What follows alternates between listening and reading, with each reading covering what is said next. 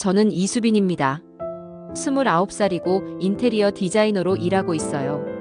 새 아파트로 이사 온 지 이제 막 2주가 지났는데 오늘 아침 코끝을 스치는 냄새가 평상시와 달랐습니다. 마치 병원 소독약 같으면서도 어딘가 달콤한 향이 섞여 있더군요. 라벤더 향인 것 같기도 하고 아닌 것 같기도 한 묘한 냄새였죠. 그 냄새가 시작이었습니다. 오늘 이렇게 많은 일이 일어날 줄 전혀 몰랐거든요. 남자친구 민우는 평소보다 일찍 집에 왔어요. 박민우, 32살, 건축회사에서 현장 소장으로 일하는 사람이죠. 무뚝뚝해 보이지만 손이 조심스러운 남자입니다. 그런데 오늘은 어딘가 이상했어요. 현관문을 열고 들어서자마자 고개를 숙이고 숨을 길게 들이마셨거든요. 여동생 지영은 원래 웃음이 느린 편이에요. 한지영, 26살, 대학병원에서 간호사로 일하고 있습니다. 그런데 며칠째 연락이 안 되고 있었어요. 사진 속에서만 여전한 그 미소를 볼 수 있을 뿐이었죠. 최 형사님은 48살의 베테랑으로 말수가 적고 메모를 많이 하는 분이에요. 직장 동료 소영은 부드러운 톤으로 사소한 걸 잘 챙기는 친구죠. 유소영, 30살, 저와 같은 회사에서 일하는 절친한 사이입니다. 그날 밤 이 네 사람과 저 사이에 이상한 긴장감이 흘렀어요. 지영방의 벽시계가 새벽 3시 12분에 멈춰 있었거든요. 바늘이 아주 얇게 떨리고 있었습니다. 아까부터 가슴이 답답했는데 이 집에 이사 온 지 얼마 안 됐는데도 벌써 뭔가 잘못됐다는 느낌이 들었어요. 직업상 습관처럼 방을 세심히 살펴봤습니다. 창틀이 안쪽으로 반뼘쯤 더 들어와 있었어요. 시공업체에서 서둘렀던 건지 어딘가 각이 틀렸죠. 계단 첫 디딤판은 낮고 셋째 판은 살짝 올라가 있었습니다. 발바닥에 이상한 기억이 남더군요. 이런 어긋남들이 사람을 묘하게 불안하게 만드는 법이거든요. 침대 밑에 먼지가 뭉쳐 있었고 창가의 작은 화분은 비어 있었습니다. 지영이 항상 향이 새서 머리가 아프다고 했던 그 라벤더 화분 말이에요. 몇 달 전 저녁 지영이 물소리가 편하면 잠이 잘 온다고 중얼거렸던 말이 갑자기 떠올랐어요. 그때는 별 의미 없는 말이라고 생각했는데 오늘은 그 말이 뼈처럼 도드라져 보였습니다.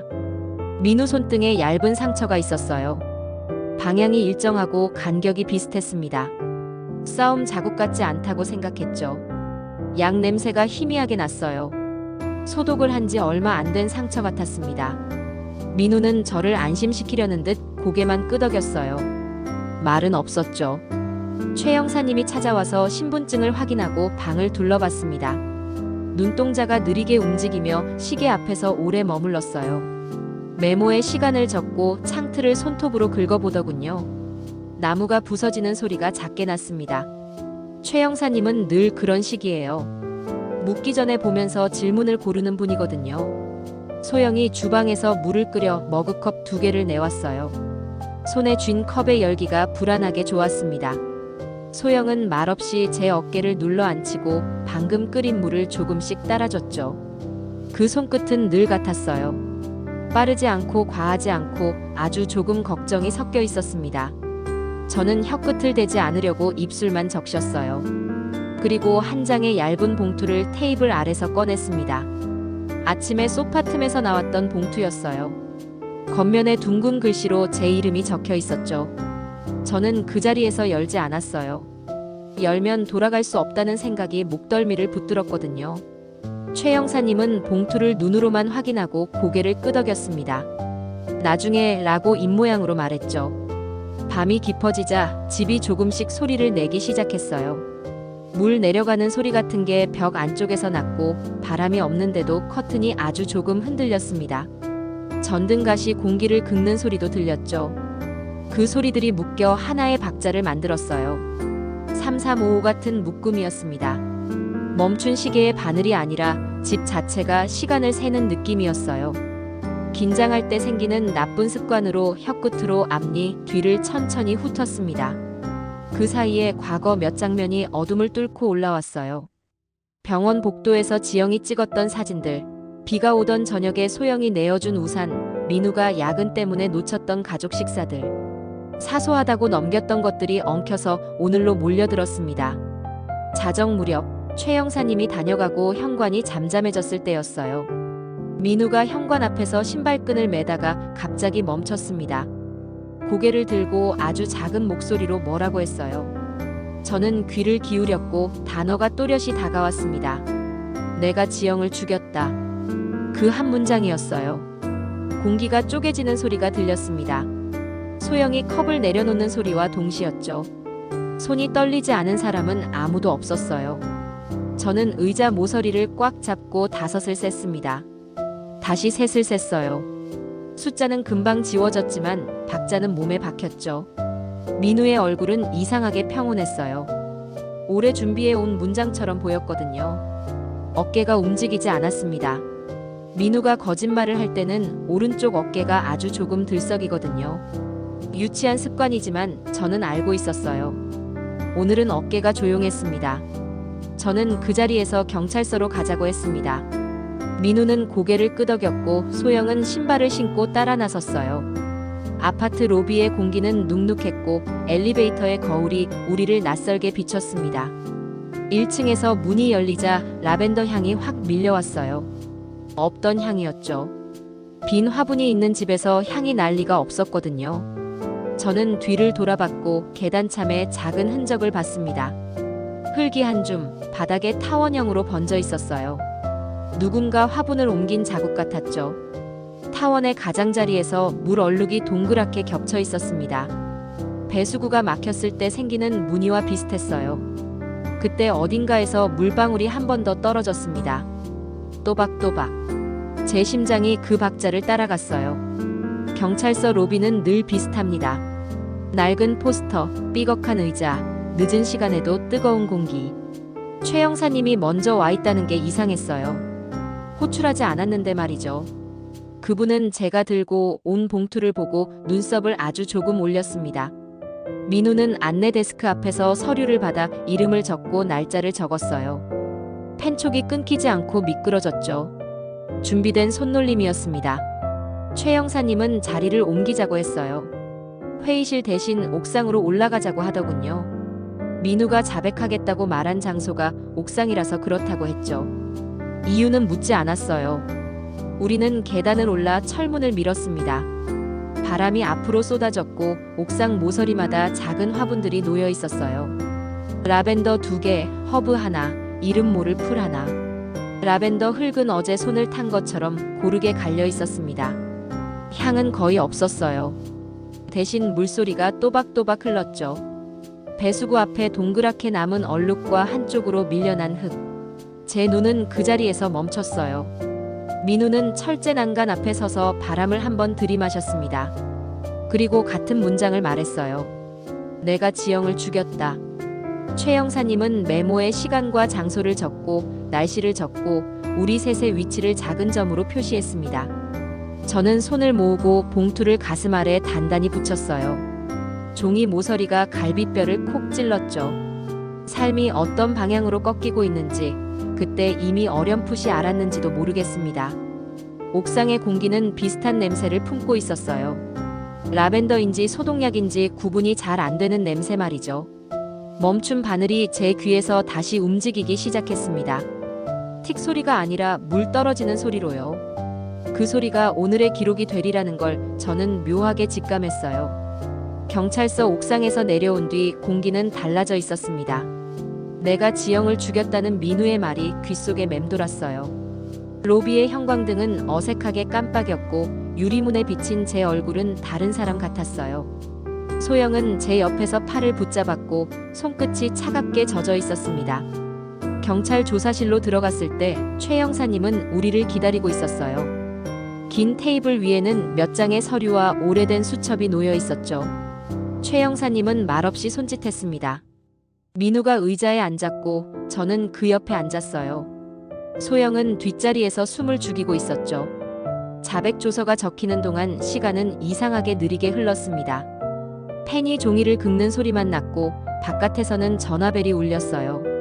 저는 시계를 봤는데 로비의 시계가 4시를 가리키고 있었습니다. 그런데 지영방에서 멈춰있던 시계는 새벽 3시 12분이었죠. 이상했어요. 불과 1시간도 안 되는 차이인데도 그 차이가 벽처럼 느껴졌습니다. 민우의 알리바이가 그 안에서 무너지고 있었거든요. 회사 출근 기록에는 새벽 2시 50분 도장이 또렷하게 찍혀 있었어요. 출근지가 집 반대편이라는 건 저도 알고 있었습니다. 그런데 버스기사 김 씨는 새벽 4시에 민우를 봤다고 했어요. 누가 거짓을 말하는지 아니면 기록이 잘못된 건지 머릿속에서 퍼즐이 틀어지듯 흔들렸습니다. 저는 손톱으로 테이블을 두드렸어요. 둔탁한 소리가 손끝에 울렸습니다. 최 형사님은 손등 상처 이야기를 꺼냈어요. 상처 방향이 일정해서 타인과 싸운 흔적 같지 않다고 했습니다. 민우는 고개를 떨궜어요. 대답을 하지 않았죠. 대신 어깨가 미세하게 떨렸습니다. 그런데 평소의 거짓말 습관처럼 오른쪽 어깨가 들썩이지는 않았어요. 오히려 스스로를 단단히 붙잡은 모습 같았습니다. 저는 눈을 돌렸어요. 답을 알고 싶지 않았습니다. 조서가 끝나자 최 형사님은 종이를 모아들고 민우에게 다시 물었어요. 왜 자백을 여기서 했냐고요? 경찰서 대신 옥상에서 왜 굳이 그 장소였냐고 말이죠. 민우는 잠시 눈을 감았다가 떴습니다. 한숨처럼 짧은 소리가 흘렀어요. 그러나 끝내 대답은 하지 않았습니다. 최 형사님은 노트를 덮으며 짧게 적었어요. 자백 장소, 라벤더 화분, 배수구 물소리. 저는 손가방 안에 봉투를 생각했습니다.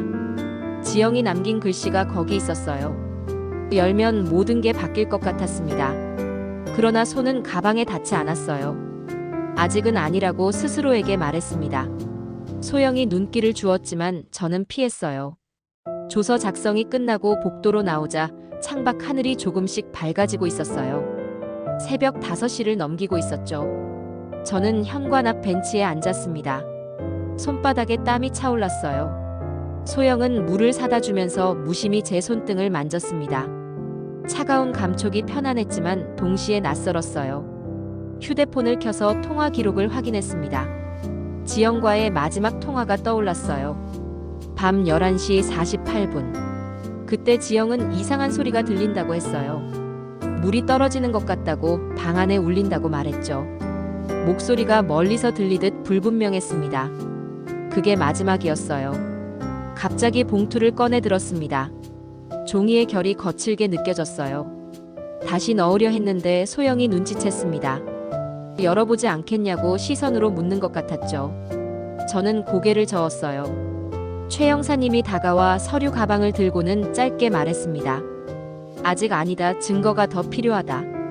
그분의 목소리는 건조했지만 이상하게 위로처럼 들렸어요. 집으로 돌아오는 길이 길게 느껴졌습니다. 신호등은 초록빛을 오래 붙들었고 제 발걸음은 빨라지다가도 갑자기 힘이 빠지는 느낌에 멈췄어요. 현관문 손잡이가 차갑게 눌렸습니다. 돌아온 집은 늘 그렇듯 조용했지만 오늘은 조용함이 덩어리처럼 붙어 있었어요. 코끝을 스치는 냄새는 여전히 라벤더와 소독약 사이 어딘가였어요. 예전에는 꽃집 냄새가 좋아서 오래 머물렀는데 지금은 향이라는 게 왜 이토록 사람을 꺾는지 알 것 같았습니다. 신발을 벗고 복도를 걷자마자 바닥이 미세하게 기울었습니다. 첫 디딤판이 낮고 셋째 판이 올라간 그 계단이 다시 시야에 들어왔어요.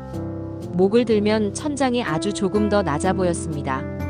집이 저를 눌러앉히는 기분이었어요. 손바닥으로 벽을 짚었고 거칠게 갈린 회칠이 손끝에 묻었습니다. 창문은 닫아두었는데도 커튼 끝이 스스로 들썩였어요. 바람은 없었습니다. 대신 벽 안쪽에서 물이 흘러내리는 박자가 또박또박 이어졌죠. 속으로 그 박자를 따라 셌습니다. 셋, 넷, 2번 쉬고 다시 하나. 어젯밤 옥상에서 들렸던 그 소리와 닮았어요. 지영 방 문을 열었습니다. 멈춘 시계는 여전히 새벽 3시 12분을 가리켰고 바늘은 떨림을 멈췄어요. 벽에 기대놓은 사진 액자에 제가 비쳤고 뒤집힌 그림처럼 얼굴이 옅었습니다. 책상 위에는 스프링 노트가 반쯤 열린 채로 놓여 있었어요. 노트를 들고 밝은 쪽으로 옮겼습니다. 필압이 고르지 않았고 중간중간 단어가 흐려졌어요. 이사 전날 적은 목록이었습니다. 라벤더 옮기기, 배수구 확인, 창틀 청소. 사소한 단어들인데 지금은 모두 의미를 갖고 달라붙었어요. 라벤더 옮기기라는 네 글자를 오래 바라봤죠. 침대 아래를 무릎 꿇고 훑었습니다. 손끝에 먼지가 달라붙었고 나무 바닥이 들떠있는 부분을 찾았어요. 손톱으로 미는 순간 약하게 삐걱 소리가 났습니다. 나뭇결이 달라지는 지점이 있었고 얇은 부분이 밀리며 사각형의 빈칸이 드러났어요. 깊지는 않았습니다. 사람 손 하나 겨우 들어갈 만큼의 공간이었죠. 안에는 얇은 상자가 있었고 테이프가 구겨진 채로 붙어 있었어요. 상자를 꺼내 테이프를 손톱으로 벗겼습니다. 종이가 벗겨질 때 나는 소리가 너무 크게 들렸고 가슴이 두 번 튀었어요. 뚜껑을 열자 사진 2장과 영수증 1장, 그리고 금속성 냄새가 아주 희미하게 섞인 종이 냄새가 올라왔습니다. 첫 번째 사진은 현관 앞이었어요. 라벤더 화분 자리가 비어 있었고 바닥에 물 얼룩이 동그랗게 겹쳐 있었습니다. 두 번째 사진은 옥상 모서리였어요. 새로 뒤집은 흙의 결이 고르게 누워 있었죠. 사진 뒷면에는 날짜가 적혀 있었습니다. 사건 전날 늦은 밤이었어요. 영수증에는 편의점 이름과 새벽 2시 47분, 생수 2병과 작은 거즈가 찍혀 있었어요. 위치는 집에서 골목 하나를 돌면 나오는 곳이었습니다. 영수증의 잉크를 손가락으로 살짝 문질렀어요. 아직 진했죠.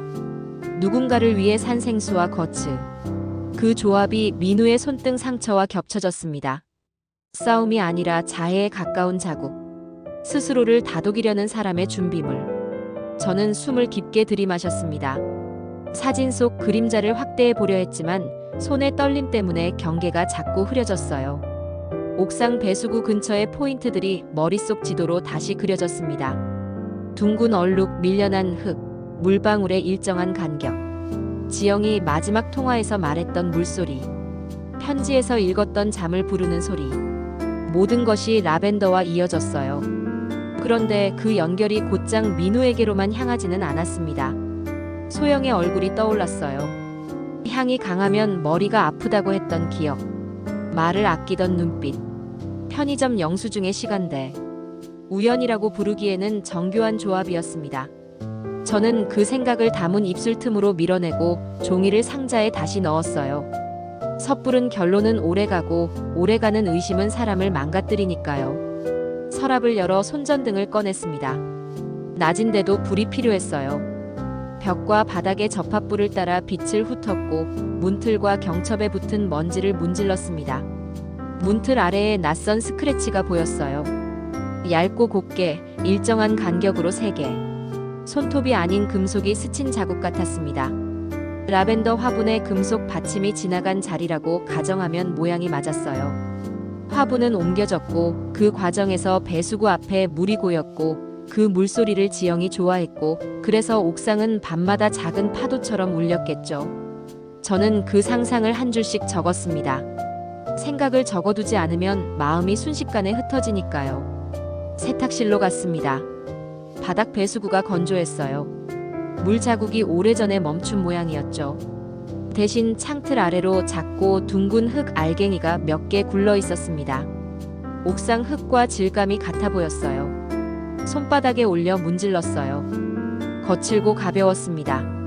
세탁기 위에 올려둔 상자를 치우자 얇은 머리끈 하나가 나왔어요. 검은색 고무가 늘어나 반쯤 헐렁해진 모양. 지영이 자주 쓰던 두께와 같았습니다. 그러나 결정적인 표식은 없었죠. 저는 머리끈을 봉투 옆에 따로 뒀어요. 증거가 되기엔 모자라고 기억으로 남기엔 충분한 물건이었습니다. 부엌 싱크대에 물을 조금 받아두었습니다. 떨어지는 소리를 듣고 싶었거든요.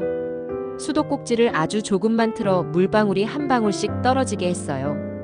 금속과 물이 만들어낸 박자가 방 전체에 퍼졌고 저는 눈을 감았습니다. 지영의 목소리가 그 위로 얹혔어요. 물소리가 편하면 잠이 잘 온다던 문장. 그 말이 어떤 밤의 풍경에서 나왔는지 상상해봤습니다. 라벤더를 옮긴 밤, 옥상에서 내려오며 혼자서 들었던 소리. 혹은 누군가와 함께 말을 줄이고 소리만 나눴던 시간. 그 위에 민우의 자백이 덮였고 소영의 침묵이 포개졌어요. 층이 두꺼워졌죠. 거실로 돌아와 소파 밑을 훑다가 아주 얇은 메모지를 발견했습니다. 접힌 자국이 깊었고 펜 끝이 2번 정도 멈춘 점이 찍혀 있었어요. 몇 글자만 남아 있었죠. 옥상 열쇠. 3글자와 반쯤 지워진 선. 저는 메모를 빛에 비춰봤어요. 글씨 습관은 지형과 달랐습니다. 회끝이 날카롭고 사이 간격이 좁았어요. 민우의 필체에 더 가까웠죠. 옥상 열쇠. 그 단어가 제 혈관을 두드렸습니다. 옥상문은 늘 잠겨 있었고 관리인이 없을 시간대에는 누구도 쉽게 오르내리기 어려웠거든요. 그런데 옥상에서 자백이 시작되었고 라벤더는 거기 있었고 물소리는 포개져 있었습니다. 열쇠가 있었다면 누군가는 반복해서 오갔겠죠. 자국이 남을 만큼 말이에요. 해가 기울기 시작하자 집안 그림자들이 길어졌습니다. 벽 모서리에서 시작해 바닥을 타고 넘어와 제 발목을 감싸는 느낌이었어요. 그림자가 길어질수록 머릿속의 박자도 길어졌고 멈춘 시계의 시간은 더 선명해졌습니다. 새벽 3시 12분. 저는 그 숫자를 작은 종이에 적어 냉장고에 붙였어요. 잊지 않기 위해서였죠. 숫자 옆에 영수증 시간도 적었습니다. 2시 47분. 둘의 차이. 단지 25분. 그 짧은 틈에 무슨 일이 있었는지 오늘 밤을 밀어넣어 생각해 보기로 했습니다. 소영에게 메시지를 보냈어요. 오늘은 오지 말아달라고 짧게 썼죠. 답장은 금방 왔습니다. 알겠다는 한 줄이었고 말줄임도 이모티콘도 없었어요. 평소와 달라서 더 흔들렸습니다. 저는 휴대폰을 엎어놓고 라벤더 화분이 있던 자리로 가서 바닥을 손으로 쓸었어요. 손바닥에 가루가 묻고 가루 사이에 아주 미세한 반짝임이 섞여 있었죠. 유리 같은 가루. 깨진 전등갓의 조각이 아니면 사진 액자의 파편. 살짝 긁어 모았고 종이에 싸서 봉투 옆에 두었습니다. 모든 작은 것들이 훗날 말을 해줄 거라는 막연한 믿음 때문이었어요. 어둠이 내려앉을 때쯤 저는 현관을 열고 복도 끝까지 걸어갔습니다. 계단참에서 아래층 옥상문 방향을 내려다봤어요. 금속 문틀에 닿은 열쇠 자국을 찾고 싶었거든요. 빛이 거의 없는 복도에서 손전등을 켜자 문 옆 페인트가 벗겨진 선이 보였습니다. 동그랗게 반복된 마모. 열쇠고리가 금속에 부딪히며 만든 흔적. 사람의 습관은 정직합니다. 자주 오간 높이, 손목의 각도, 서두르던 속도. 그 반복이 여기 남아 있었어요. 저는 손바닥으로 그 선을 더듬었고 금속의 차가움이 손가락뼈에 스며들었습니다. 집으로 돌아와 불을 최소로 켰어요. 멈춘 시계를 떼어내어 손에 들었습니다. 등 뒤로 커튼 그림자가 넘었고 귀에서는 여전히 물소리가 이어졌어요. 오늘 제가 찾은 것들을 머릿속에서 정리했습니다. 사진 2장, 영수증 1장, 머리끈 하나, 유리가루 약간, 옥상 열쇠를 암시하는 메모. 이것들이 말하는 방향은 하나로 수렴했지만 끝은 아직 보이지 않았어요. 민우의 자백은 벽이 아니라 방패일 수 있다는 문장이 입안에서 돌았죠. 누군가를 향한 방패. 그 누군가가 누구인지 이름을 떠올리려다 말았습니다. 이름을 붙이는 순간 사람은 방향을 잃거든요. 새벽 공기는 속이 비어있는 듯 차가웠습니다. 한숨도 자지 못한 채 옥상으로 올라갔어요. 철제 문을 열자마자 흙냄새가 퍼졌고 바람이 옷깃을 잡아당겼습니다. 라벤더 화분이 2개 모서리에 나란히 놓여 있었어요. 잎은 축 늘어져 있었고 물방울은 흙 위에 아직도 맺혀 있었습니다. 배수구 앞은 둥근 얼룩으로 겹겹이 덮여 있었어요. 손가락을 얼룩 가장자리에 대고 천천히 따라갔습니다. 표면이 미세하게 갈라져 있었죠. 어젯밤에만 생긴 것이 아니라 반복된 흔적이었습니다. 누군가 자주 물을 흘려보냈다는 증거 같았어요. 흙을 한 줌 쥐어 문질렀습니다. 촉감은 곱고 손끝에서 가루처럼 부서졌어요. 그 속에서 갈색 머리카락 한 올이 걸려 나왔습니다. 바람이 실어온 건지 아니면 누군가의 흔적인지 알 수 없었어요. 지영의 머리색이 떠올랐죠. 저는 조심스럽게 종이에 싸서 주머니에 넣었습니다. 심장이 불필요하게 크게 뛰었어요. 계단을 내려와 집에 돌아오니 소영이 현관 앞에 서 있었습니다. 축 처진 어깨로 기대 서 있다가 저를 보자 억지로 미소를 지었어요. 왜 오지 말라고 했냐는 눈빛 같았죠. 저는 말하지 않고 안으로 들어갔습니다. 주방에서 커피를 끓여 2잔을 올려놓았어요. 증기가 피어오르며 라벤더 향과 섞였습니다. 소영은 잔을 들고 한 모금 삼켰어요. 얼굴은 변하지 않았지만 손목이 미세하게 떨렸습니다. 제가 편의점 영수증 이야기를 꺼내자 소영의 눈동자가 흔들렸어요. 새벽 2시 47분, 그 시간에 근처에 있었다는 사실. 우연이라고 했지만 겹쳐지는 우연은 우연이 아니거든요. 오후가 되자 최 형사님이 집을 찾아왔습니다. 늘 그렇듯 수첩을 꺼내 작은 글씨로 가득 적어두었어요. 그분은 자백 장소를 다시 언급했습니다. 경찰서가 아니라 옥상에서 자백을 시작했다는 점. 이유가 무엇일까? 그분은 물었어요. 저는 대답하지 못했습니다. 대신 봉투 이야기를 꺼냈어요. 아직 열지 않았다고 했죠. 최 형사님은 한참을 바라보다 고개를 끄덕였습니다. 서두르지 말라는 뜻 같았어요. 그분은 새로운 정보를 던졌습니다. 민우가 자백하던 시간 회사 출근 기록에는 이미 야근 도장이 찍혀 있었다는 것. 동시에 버스기사 김 씨는 새벽 4시에 민우를 보았다고 증언했다는 것. 두 증거가 서로 맞지 않았어요. 기록은 민우를 회사에 묶어두었고 증언은 민우를 거리 위에 세워두었죠. 저는 머릿속에서 두 그림을 겹쳐보았습니다. 같은 시간에 다른 장소. 어느 쪽이 거짓인지 알 수 없었어요. 최 형사님은 손등 상처 이야기도 꺼냈습니다. 상처가 자해 흔적일 가능성이 높다고요. 간격이 일정하고 방향이 비슷했으니까 말이죠. 저는 그 말에 몸이 움찔했어요. 민우가 싸움이 아닌 스스로를 다치게 했을지도 모른다는 생각. 그렇다면 자백은 또 다른 얼굴을 가진 행동이 됩니다. 최 형사님은 마지막으로 이렇게 말했어요.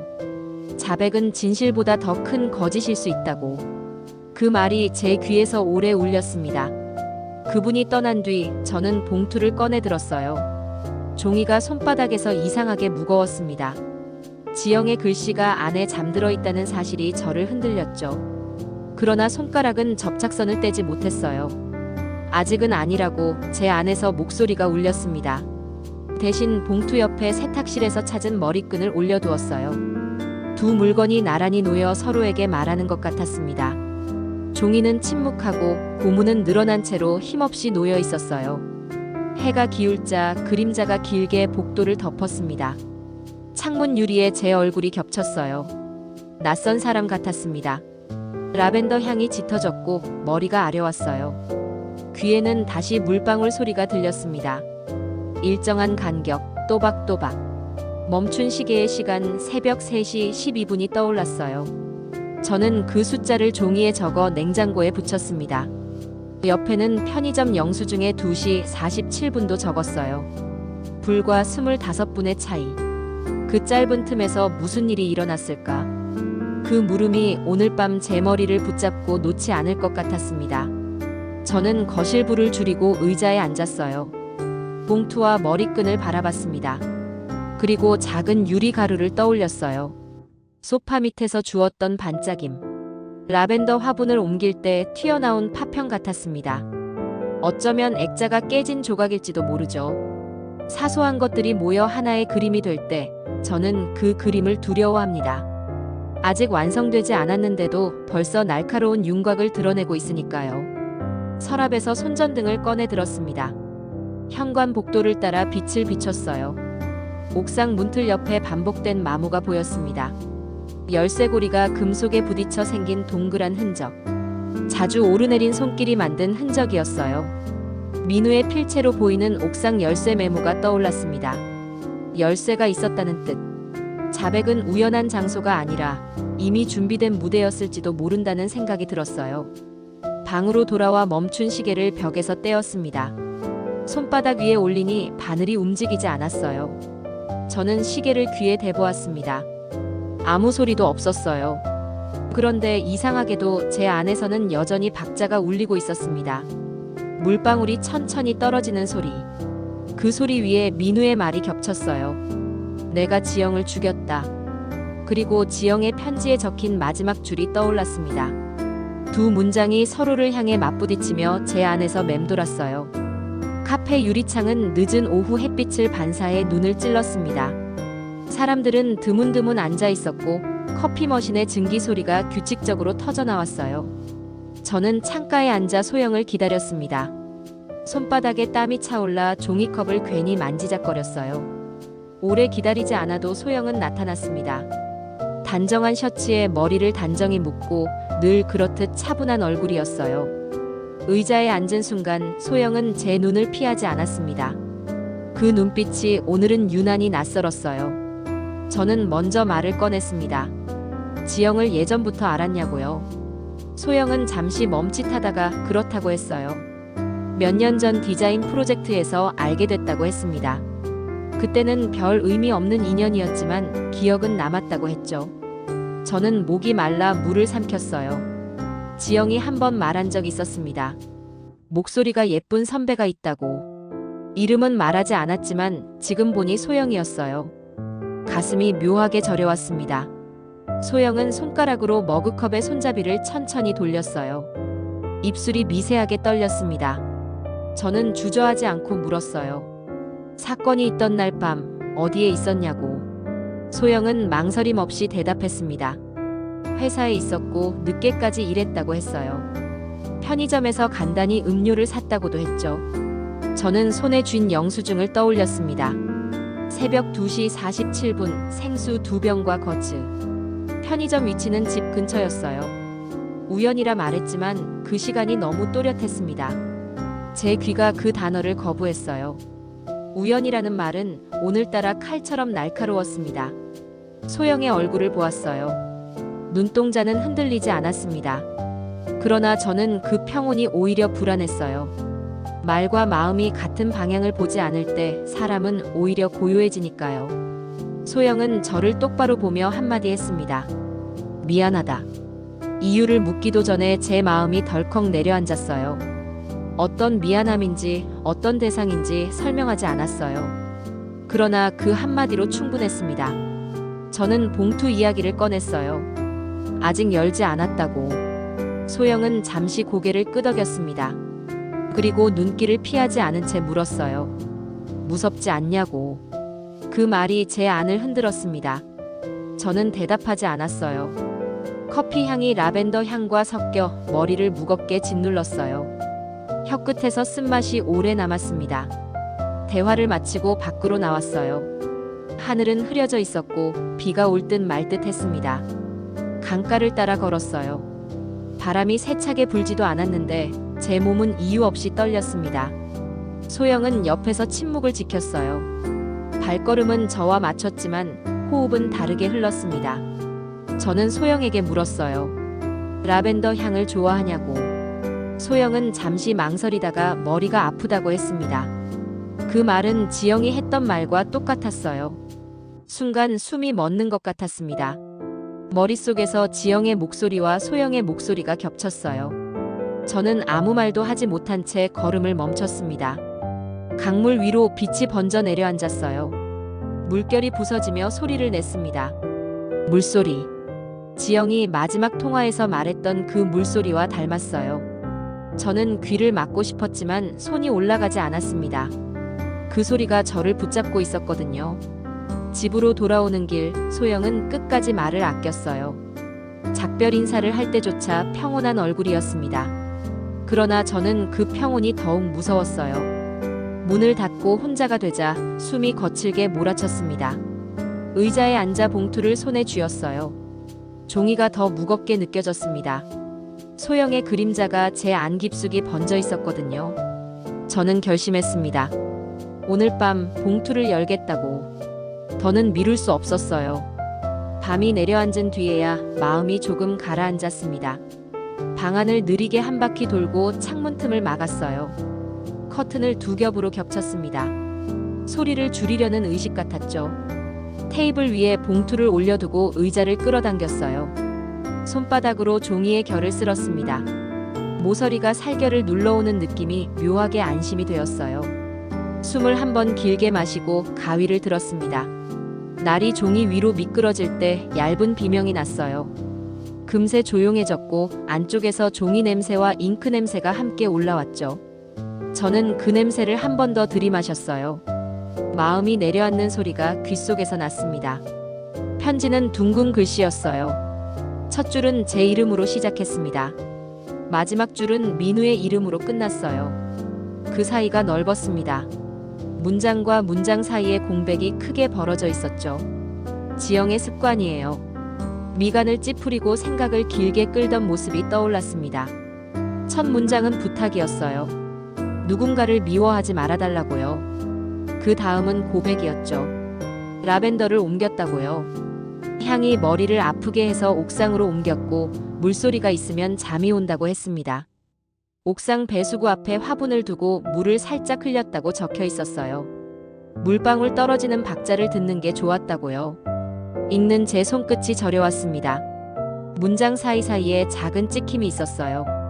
펜촉이 멈춘 자리, 다시 달리기 전에 머뭇거림. 그 자국들이 한 줄씩 제 숨과 겹쳤습니다. 지영의 말투가 속으로 들렸어요. 느리고 조심스러운 말끝. 저는 글씨를 따라가며 고개를 끄덕였습니다. 다음 단락에서 마음이 멈췄어요.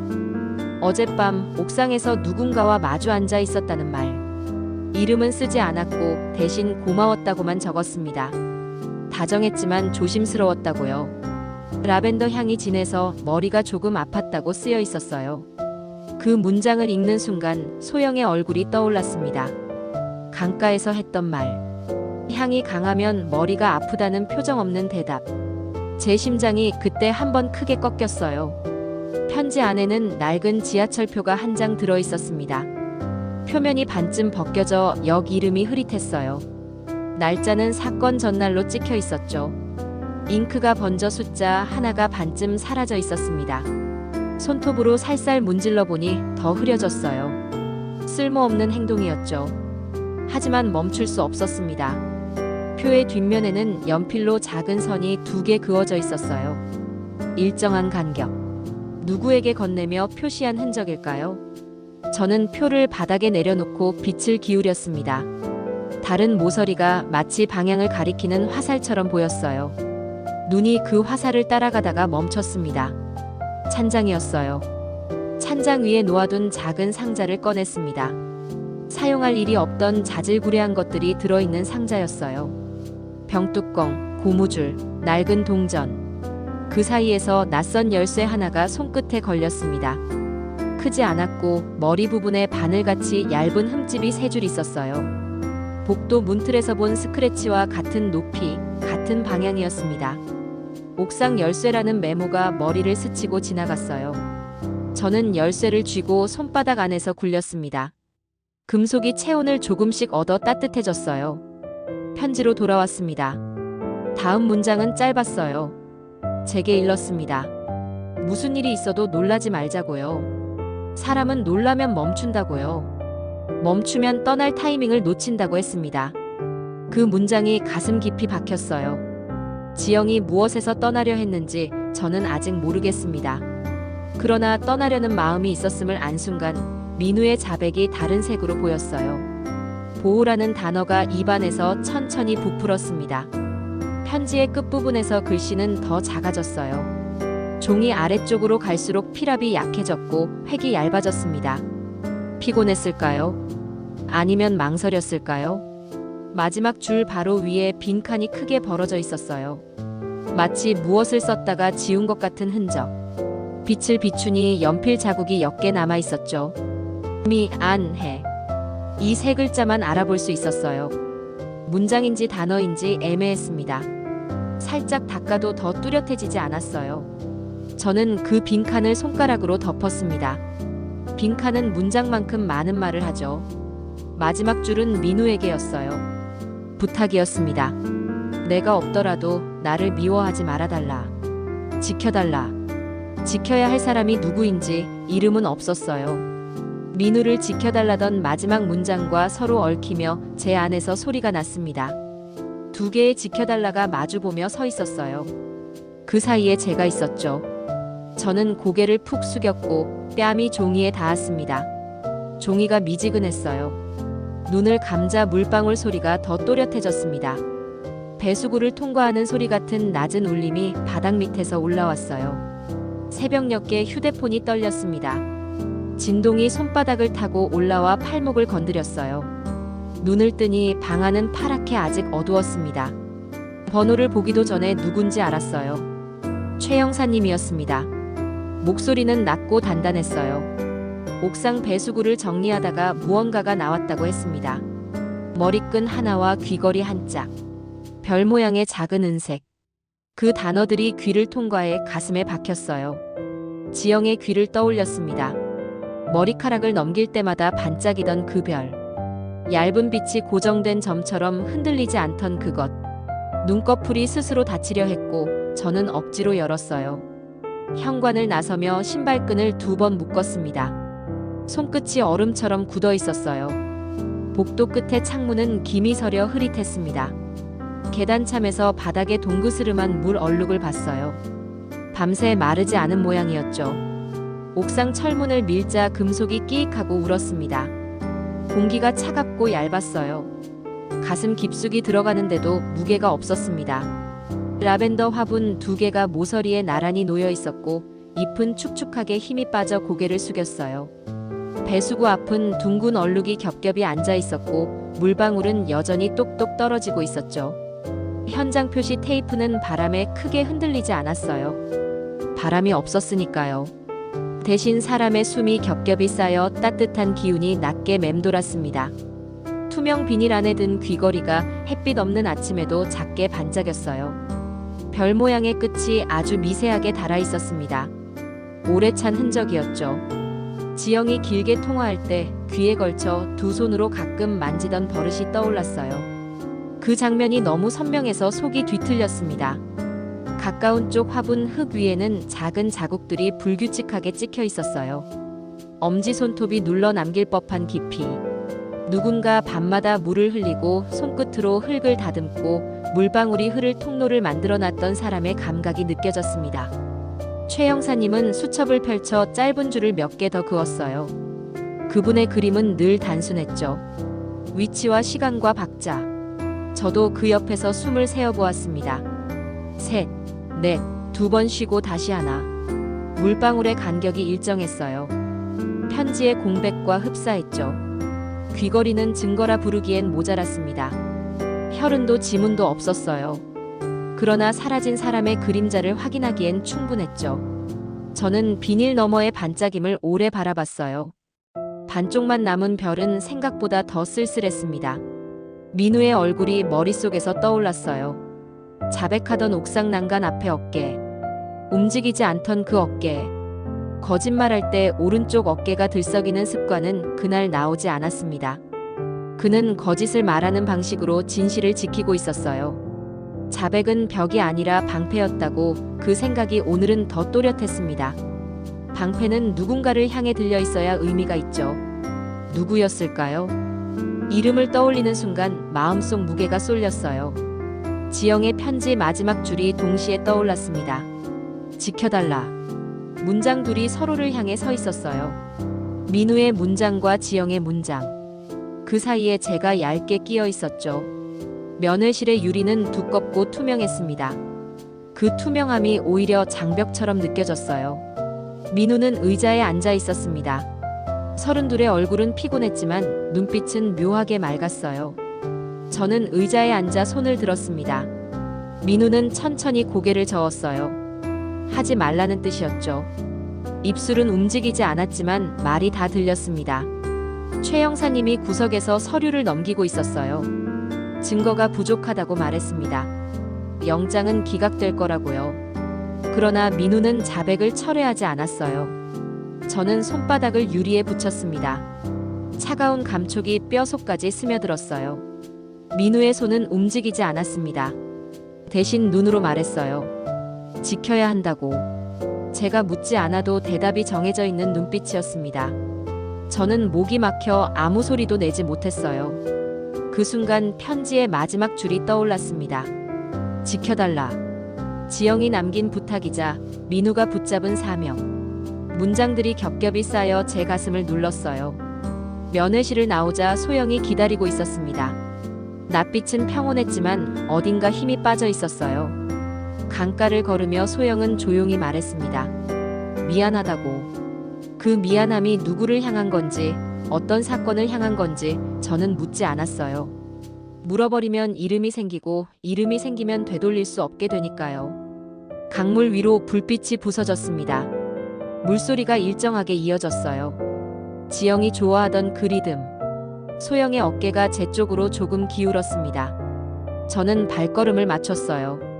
침묵이 서로의 합의가 되었습니다. 집에 돌아와 라벤더 화분을 옥상으로 올렸어요. 민우가 돌아올 날을 기다리며 흙을 정리했습니다. 손끝이 흙을 다독일 때마다 배수구 소리가 울렸어요. 물이 흘러가며 박자를 만들었습니다. 집은 고요했지만 그 소리 덕분에 살아있는 것 같았어요. 저는 멈춘 시계를 손에 들었습니다. 바늘은 여전히 새벽 3시 12분에서 멈춰 있었어요. 배터리를 갈까 하다가 멈췄습니다. 멈춘 시간이 오늘의 우리를 가장 잘 설명해주고 있었으니까요. 며칠 뒤 민우는 풀려났습니다. 구속영장이 기각되었거든요. 그는 집으로 돌아왔어요. 현관 앞에 멈춰 서서 숨을 들이마셨습니다. 라벤더 향이 희미하게 풍겼어요. 저는 옆에서 지켜봤습니다. 민우는 화분을 안고 옥상으로 올라갔어요. 저는 그 뒤를 따랐습니다. 옥상 바람이 얼굴을 스쳤어요. 우리는 아무 말도 하지 않았습니다. 민우는 화분을 난간 옆에 두었어요. 흙 위로 빛이 조금 내려앉았습니다. 저는 가슴 주머니에서 편지를 꺼냈어요. 마지막 줄을 손끝으로 더듬었습니다. 지켜달라. 종이의 울음 같은 결이 손끝을 스쳤어요.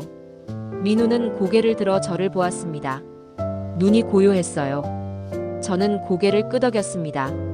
그 끄덕임은 말보다 오래 남았어요. 바람은 라벤더 잎을 흔들었고 물방울이 흘러 배수구로 떨어졌습니다. 일정한 소리가 귀에 맴돌았어요. 저는 그 박자에 맞춰 호흡을 맞췄습니다. 오빠의 방패가 아직 우리를 덮고 있다는 생각이 들었어요. 밤이 되어 방으로 내려왔습니다. 책상 위에 시계를 놓고 바늘을 살짝 밀었어요. 다시 움직이기 시작했습니다. 틱, 틱 소리가 방 안을 메웠어요. 그 소리가 라벤더 향과 섞였습니다. 저는 편지를 서랍에 넣었어요. 마지막 줄이 보이게 접은 채. 언젠가 누가 보더라도 오해하지 않길 바랐습니다. 불을 끄고 누웠어요. 눈을 감자 어둠 속에서 물소리가 다시 들렸습니다. 멀리서 일정하게. 저는 숨을 세었어요. 5, 6, 7. 한 번 쉬고 다시 2. 박자가 제 안에 내려앉았습니다. 끝이라고 말하지 않았어요. 밤은 길었고 공백은 여전히 남아 있었습니다. 그 공백이 우리를 지켜주고 있었거든요. 한 달이 지났습니다. 가을이 깊어지면서 라벤더 향도 옅어졌어요. 옥상의 화분들은 민우가 성실히 돌보고 있었습니다. 물방울이 배수구로 떨어지는 소리는 여전했지만 이제 그 소리가 무겁지 않았어요. 시간이 흐르면서 소리의 의미가 바뀌었습니다. 최 형사님이 마지막으로 들렀을 때 사건은 미제로 남게 될 거라고 했어요. 결정적인 증거가 부족했기 때문이죠. 민우의 자백만으로는 기소하기 어렵다고 했습니다. 그분은 수첩을 덮으며 말했어요. 때로는 진실보다 평안이 더 중요할 수 있다고. 저는 고개를 끄덕였습니다. 지영의 장례식은 조용했어요. 가족과 친구들만 모였습니다. 소영도 왔어요. 검은 옷을 입고 뒤쪽에 서 있었습니다. 우리는 서로 눈을 마주치지 않았어요. 말을 나누지도 않았습니다. 그것이 서로를 위한 배려라는 걸 알았거든요. 민우는 회사를 그만두었습니다. 새로운 곳에서 다시 시작하겠다고 했어요.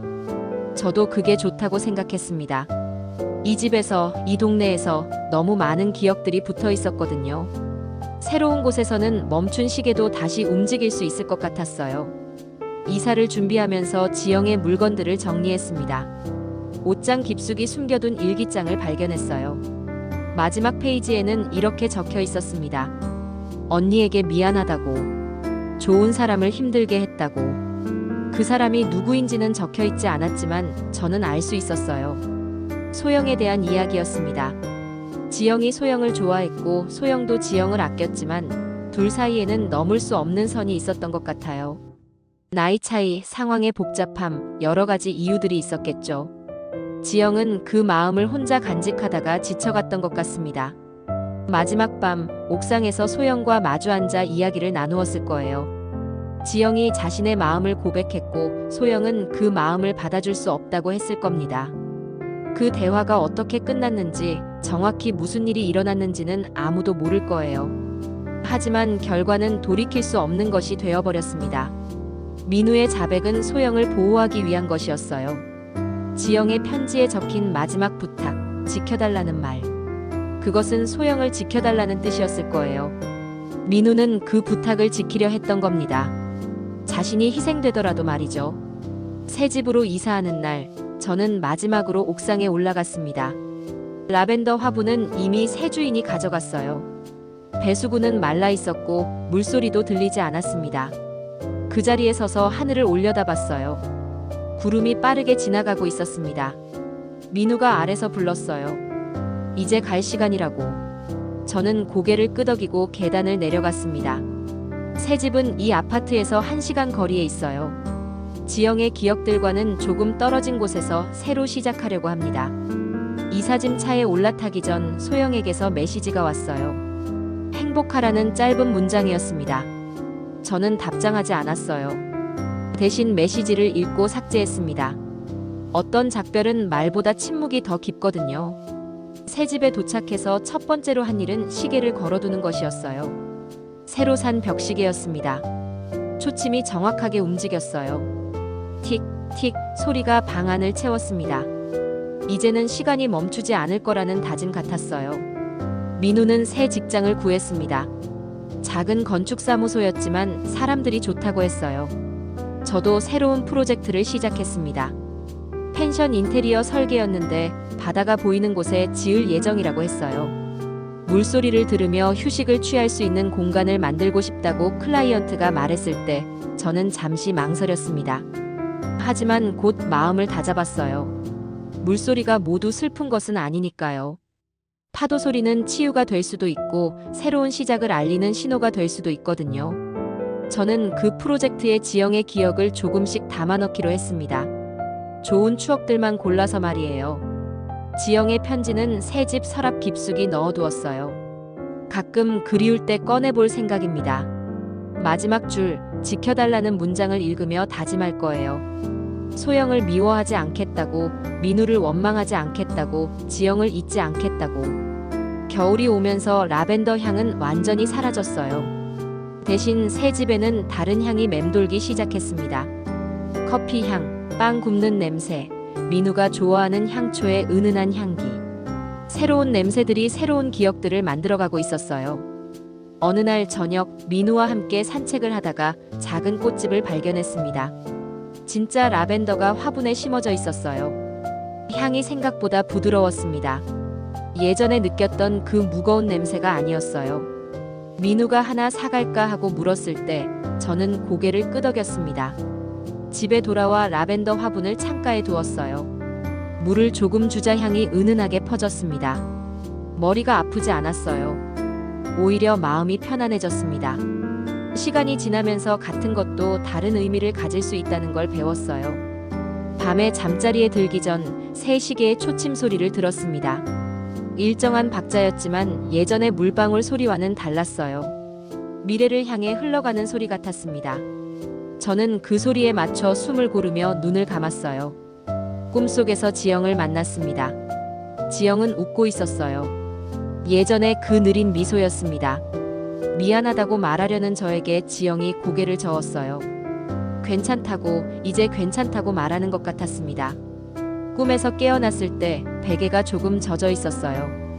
아침이 되자 민우가 커피를 끓여주었습니다. 향이 좋았어요. 창밖으로는 새로운 동네의 아침 풍경이 보였습니다. 사람들이 출근 준비를 하고 아이들이 학교에 가고 일상이 흘러가고 있었어요. 저희도 그 일상의 일부가 되어가고 있었습니다. 오늘부터는 새로운 이야기를 써내려갈 거예요. 지영의 기억을 소중히 간직하면서 동시에 앞으로 나아가는 이야기를 말이에요. 멈춘 시계는 다시 움직이기 시작했고 새로운 시간이 흘러가고 있습니다. 그 시간 속에서 저희는 살아갈 거예요. 지영이 바랐던 대로 서로를 지키며 살아갈 겁니다. 라벤더 향이 창가에서 은은하게 퍼져나갔습니다. 이제는 그 향이 무겁지 않았어요. 오히려 새로운 하루를 시작하는 신호 같았습니다. 민우가 제 손을 잡았어요. 따뜻했습니다. 우리는 더 이상 과거에 갇혀 있지 않았어요.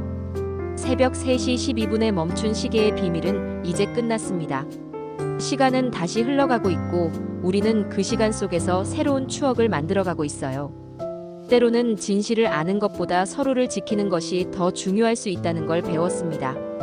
지영아, 고마웠어. 마지막 편지로 우리에게 가장 소중한 것이 무엇인지 가르쳐줘서. 이제 우리는 앞으로만 걸어갈 거야.